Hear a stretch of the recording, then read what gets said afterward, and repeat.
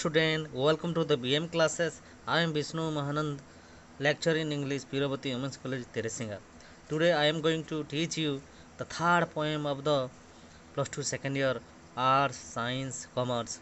The famous poem A Sparm of Life, written by H.W. Longfellow.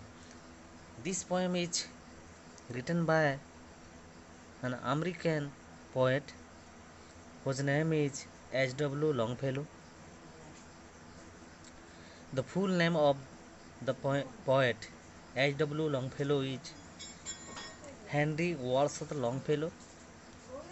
Before I go to the stanza, I want to explain and say something about the poet.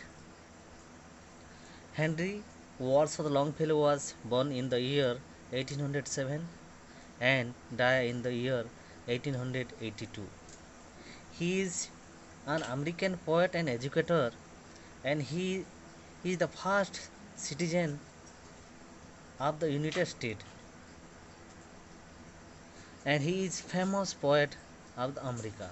In this poet, in this poem, A Sparm of Life, he has written about the life of every individual. ବର୍ତ୍ତମାନ ମୁଁ ଏହି ପୋଏମ୍ର ଶୀର୍ଷକ ବା title A Sparm of Life को explain करिବି. A Sparm of Life. A sparm means a hymns or song. Spam କହିଲେ ଗୋଟିଏ ଗୀତ ବା କ୍ଷୁଦ୍ର ଗୀତ, ଓ ଲାଇଫ୍ କହିଲେ ବୋଧେ ସମସ୍ତେ ଜାଣିଥିବେ, ଲାଇଫ୍ କହିଲେ ଜୀବନ. That means a sparm of life is the life of the song of a life. ଜୀବନର ଏକ ଗୀତ, which is written by the famous poet, American poet Henry Wadsworth Longfellow. In this poem we are going to know about what a song of life. ଜୀବନର କେଉଁ ସବୁ ଗୀତ ଅଛି, ଆଉ ଜୀବନର ଗୀତ ଜୀବନରେ କେତେ ଇମ୍ପୋର୍ଟାଣ୍ଟ ରଖିଥାଏ, ସେ ବିଷୟରେ ଆମେ ପଢ଼ିବା.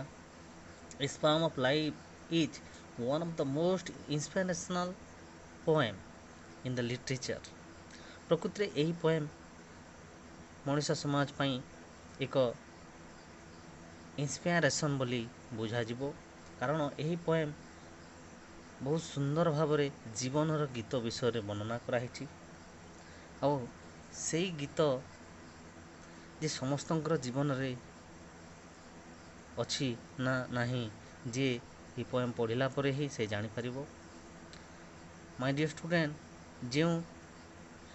ଯିଏ ଯଦି ନୂଆ ହିଁ ମୋ ଚ୍ୟାନେଲ୍କୁ ଦେଖୁଛ, please like, share, comment. Dear student, today I am going to teach you the second and third stanza of this famous poem, A Sparm of Life.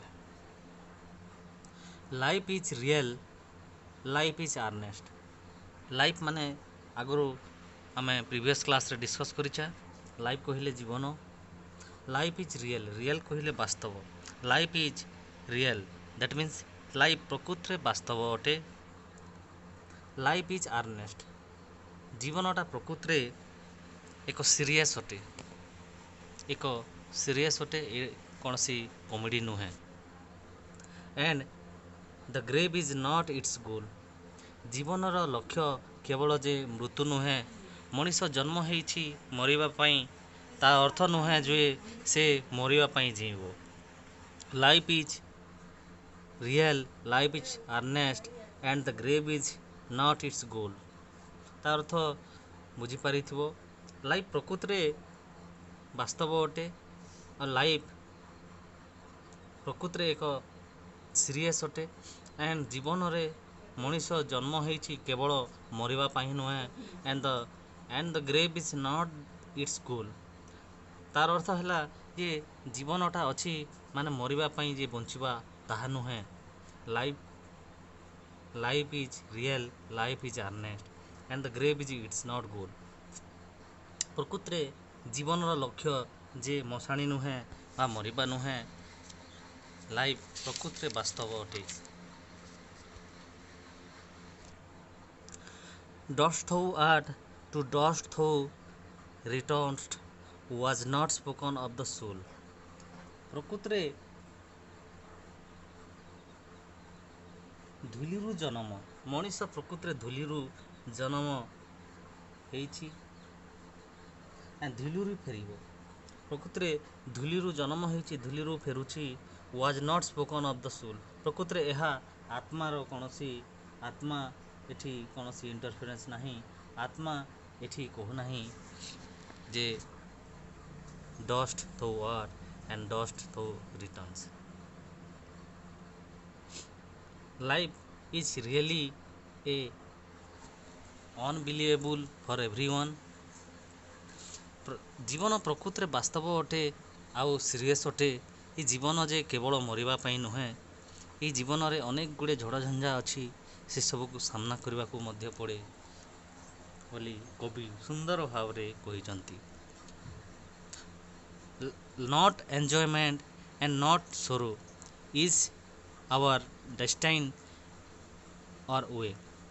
ସେ କହିଛନ୍ତି ଯେ ନଟ୍ ଏନ୍ଜୟମେଣ୍ଟ, ଜୀବନ କେବଳ ଯେ ଉପଭୋଗ କରିବା ପାଇଁ ନୁହେଁ କିମ୍ବା ଦୁଃଖ କରିବା ପାଇଁ ନୁହେଁ, it is our destined and we.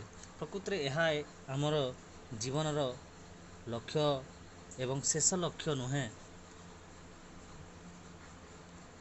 ବୋଲି କବି ସୁନ୍ଦର ଭାବରେ କହିଛନ୍ତି। But to act that each tomorrow find us better than today.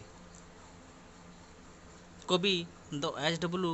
ଲଙ୍ଗଫେଲୋ ଏହି ଲାଇନରେ କହୁଛନ୍ତି ଯେ ବଟ୍ ଟୁ ଆକ୍ଟ, ଜୀବନରେ ଅନେକ ଗୁଡ଼ିଏ କାର୍ଯ୍ୟ କରି ଚାଲିଥାଅ, ନିଜ କର୍ମରେ ବ୍ୟସ୍ତ ରହିଥାଅ। ଦ୍ୟାଟ୍ ଇଜ୍ ଟୁମାରୋ, ପ୍ରତ୍ୟେକ ଟୁମାରୋ ମାନେ ଆସନ୍ତାକାଲି କିପରି ଯେ ଆଜିଠୁ ବେଟର୍ ହେବ, ଭଲ ହେବ।